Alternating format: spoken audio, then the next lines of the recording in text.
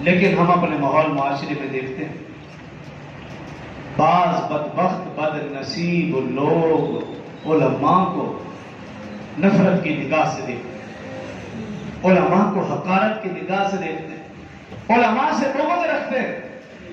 یاد رکھیے، اگر کوئی شخص کسی حافظ قرآن سے حافظ ہونے کی وجہ سے نفرت کرتا ہے، بغض رکھتا ہے، تو اس کو اپنے ایمان کی فکر کرنی چاہیے۔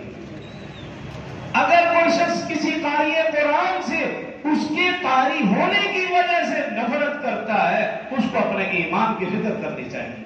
اعمال تو ضائع، ایمان کی فکر کرنی چاہیے۔ اگر کوئی شخص کسی عالم دین سے مولوی ہونے کی وجہ سے نفرت کرتا ہے، اس کو اپنے ایمان کی فکر کرنی چاہیے۔ اگر کوئی شخص کسی بھی شخص سے داڑھی ٹوپی پگڑی کی وجہ سے نفرت کرتا ہے، حقارت کی